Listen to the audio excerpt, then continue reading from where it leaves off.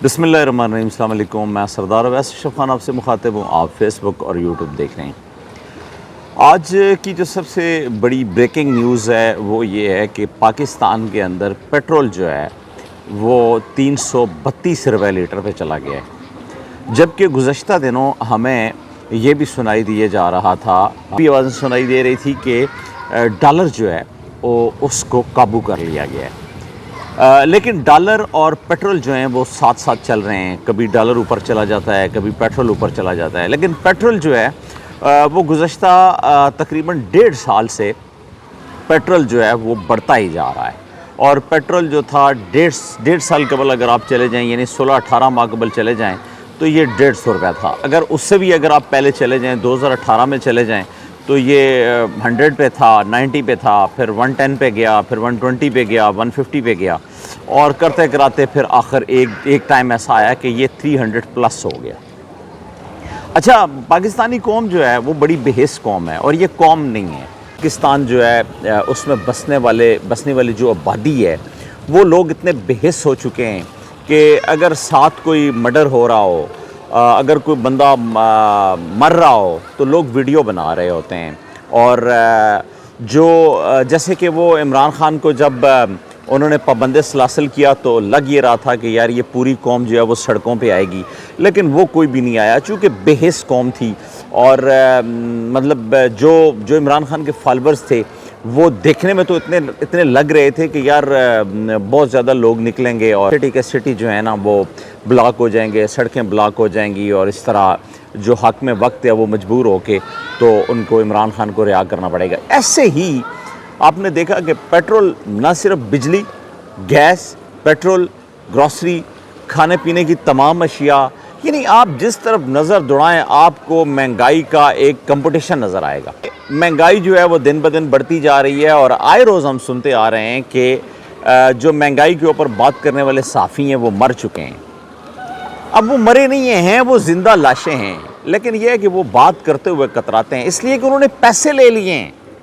उन्होंने अपना ज़मीर बेच दिया है। अब उन्होंने ज़मीर कैसे बेचा ये भी सुन लीजिए। 10 अरब रुपए के इश्तिहारात दिए गए हैं मरियम औरंगज़ेब की तरफ से। अब का वजारत इत्तलात व नशरियात जो हमारी हैं मरियम औरंगज़ेब, जिनको सीनेटर और फिर बाद में मैंने मखसूस सीटों से, और फिर उनको उनकी वालदा को उनको नवाजा, और कहा तो ये भी जाता है कि यार मियाँ नवाज शरीफ की जो वालदा हैं उनकी ये नर्स थी, उनके ऊपर उनकी खिदमत के ऊपर मामूर थी और ड्यूटी करती थी, और होली फैमिली के अंदर ये बतौर नर्स काम करती थी। तो इनाम व इकराम ऐसा किया नवाज शरीफ ने उन पे कि उन्हें सीनेटर बना दिया, और बाद में फिर मराद भी दे दी बहुत सारी। तो उन्होंने मीडिया को काबू करने के लिए, मीडिया को जो कहते हैं ना कि रोटी टुकड़ का बंदोबस्त किया मीडिया के लिए। और ये आप देख रहे हैं ना कि जो मीडिया बोल नहीं रहा, वो क्यों नहीं बोल रहा, वो बोलेगा भी क्यों? आप मुझे एक बात बताएं ना कि हम तो इब्नुल वक्त हैं, हम पैसे लेने वाले लोग हैं, हमारी कौम जो है वो पैसों की खातिर अपनी माओं को बेच देती है, ये तो अंग्रेज़ कहते हैं ना, तो वो झूठ तो नहीं कहते, वो तो सही कहते हैं। उसकी वजह यह है कि आपके सामने 1.5 अरब रुपया सोशल मीडिया को दिया गया है, और 8.5 अरब रुपए के इश्तिहारात दिए गए हैं इस बकाऊ मीडिया को, इस बेज़मीर मीडिया को। और ये जो अपने आप को साफ़ी कहते हैं ना, ये बेसिकली साफ़ी नहीं है, ये तो दलाल हैं, और ये ऐसे दलाल हैं कि ये मतलब कंपटीशन इनका भी चल रहा होता है। जिस तरह महंगाई का चल रहा है ना कि एक चीज़ महंगी हो रही है, दूसरी हो रही है, और तमाशा देख रही है ये अवाम। और ये अवाम पता नहीं कौन से किसी मुआवजे का इंतज़ार कर रही है कि मुआवजा कोई होगा और पता नहीं क्या क्या होगा। कि 10 अरब रुपए के इश्तिहारात जारी किए गए प्रिंट एंड इलेक्ट्रॉनिक मीडिया को, और उसके बाद 1.5 अरब रुपए के उसी में से सोशल मीडिया को जारी किए गए। अब बात तो बनती है ना कि आपको इतने पैसे भी कोई दे, उसके बाद आप फिर उसके ख़िलाफ़ बोलें ना। और ये जो जाबिर सुल्तान के सामने कलमा हक कहने वाली जो बातें हैं ना, ये सिर्फ किताबी बातें हैं। और ये जो अखबारात के ऊपर हम लिखते हैं ना कि यार ये जाबिर सुल्तान के सामने कलमा हक कहना बहुत बड़ा जहाद है, तो ये जादी और ये इस टाइप की जो एटमोलॉजी है اس کو تو آپ اپنے ذہن سے نکال دینا، یہ صرف لکھانے کے لیے دکھانے کے لیے ہوتی ہے۔ وہ ہوتا ہے نا جس طرح کسی شخص کا کوئی فوٹو بڑا اچھا ہو اور اندر سے اس کا کردار بڑا بدبودار ہو، تو وہ یہ ٹائپ ہے۔ تو وہ 10 ارب روپے کے اشتہارات لے کے تو میڈیا نے تو چپ سادھ لی، اور ان کو یہ بھی کہہ دیا گیا کہ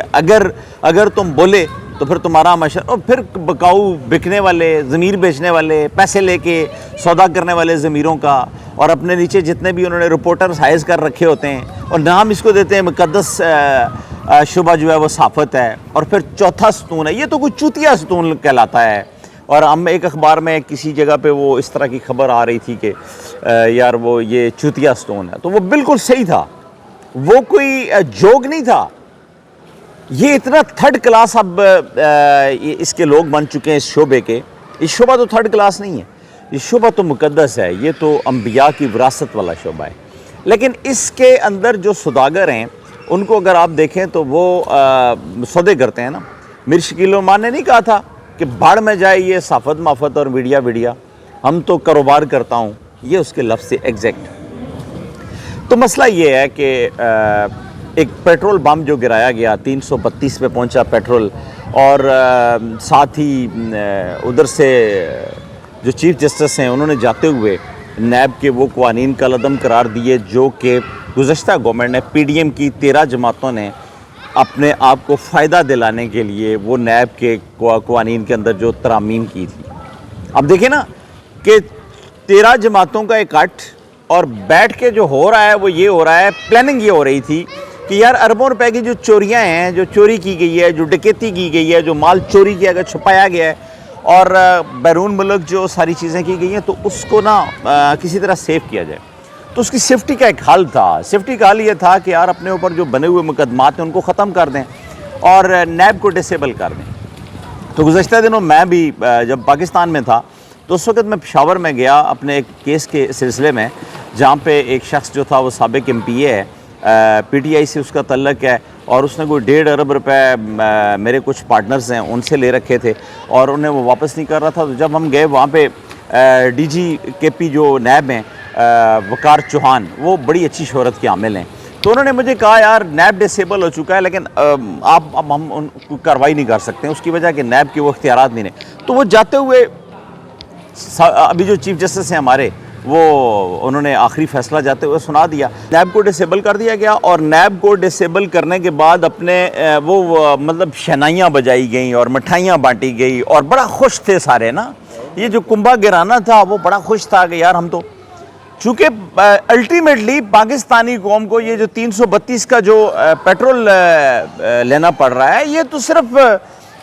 ٹوٹل وہ اشرافیہ کی عیاشیاں ہیں اور فحاشیاں ہیں اور سارا کچھ ہے۔ قوانین تو آپ کے اور میرے لیے ہیں۔ تو اچھا، وہ جو یہ یہاں پہ ویلاگر صحافی ہیں نا بیٹھے ہوئے، جو اوپر بڑے بڑے تھم نیل لگا کے باتیں کر رہے ہوتے ہیں عمران خان پہ اور دوسروں پہ، اتنے بڑے بغیرت لوگ تاریخ میں ہم نے یہ جو پورشن ابھی ہم دیکھ رہے ہیں میڈیا کا گیو اینڈ ٹیک کا، لوگوں کو باضابطہ طور پہ تھم نیل کے بھی پیسے دیے جا رہے ہیں، ویڈیو بنانے کے پیسے دیے جا رہے ہیں سوشل میڈیا پہ، اور ان پہ ہم نے دیکھا ہے وہ پٹواری ٹائپ جتنے بھی میڈیا ہے اور دلال ٹائپ جو ہے اور انتہائی تھرڈ کلاس قسم کے لوگ جو ہیں وہ میڈیا بازی کر رہے ہیں۔ تو حق بات تو وہ کر نہیں سکتے ہیں، چونکہ وہ ان کا جو بیسیکلی جو مقصد ہے ان سب لوگوں کا وہ یہ ہوتا ہے کہ یہ اکٹھے ہو کے آتے ہیں اور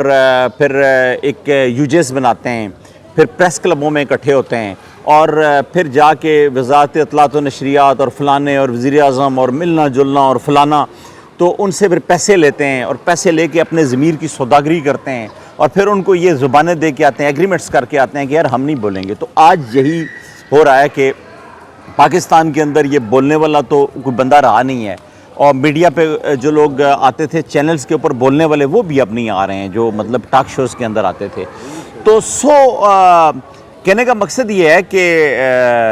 میڈیا والے تو بکاؤ ہو گئے، اور اسی طرح پی ڈی ایم والے تو وہ بھی بکاؤ، اور این آر او جو تھا وہ اس کو کالعدم قرار دے کے تو وہ ایک جو ٹرائکا توڑا ہے جاتے ہوئے، یا پتہ نہیں اس کے اندر بھی شاید کوئی پیچھے چال ہوگی، لیکن فی الوقت تک جو چیز سامنے منظر عام پہ نظر آ رہی ہے وہ یہی ہے کہ یہ اس کے نا یہ نیب کے قوانین کا عدم ہونے سے تھوڑی تھوڑی نیندیں اور حرام ہوئی ہیں، اور جو 25 اور 21 والے جو پلان ہیں وہ بھی ختم ہو گئے ہیں، اور ایک اور جمعہ جو ہے اس نے دراڑ ڈالی ہے ان کی خوشیوں میں۔ جو لوگ بڑے خوش ہو رہے تھے، پھولے نہیں سما رہے تھے کہ جی بس نواز شریف تو آ رہا ہے اور ملک کی تقدیر سنوارنے آ رہا ہے، اور یار بڑے بغیرت قسم کے لوگ ہیں، انتہائی تھرڈ کلاس قسم کے لوگ ہیں جو نواز شریف کو اپنا لیڈر مانتے ہیں اور زرداری کو مانتے ہیں۔ چوروں کو اور ڈکیتوں کو اپنا لیڈر کہنے والی یہ قوم کبھی حق بات پہ اکٹھی نہیں ہوگی۔ اور یہ جو میں کہتا ہوں نا یار، یہ ہجوم جو چل رہا ہے وہ یہ چل رہا ہے کہ یار آپ یہ سمجھیں نا، کوئی بھی بندہ ہم میں سے کہ یار وہ ہم جا کے بازاروں میں احتجاج کریں گے، یہ پیٹرول اگر 1000 پہ بھی جائے گا تو وہ بات چھتر والی ہے کہ بندے مارنے والے زیادہ کیے جائیں تو چھتر ہم کھا لیں گے، ٹائم زیادہ لگتا ہے، ٹھیک ہے، ٹائم جو ہے نا وہ ویری فاسٹ کیا جائے۔ سو پاکستانی قوم بحث ہو چکی ہے، اور جو حکومتیں ہیں ان کے آپس میں چل رہے ہیں، کمٹمنٹس چل رہی ہیں، اسٹیبلشمنٹ فوج اور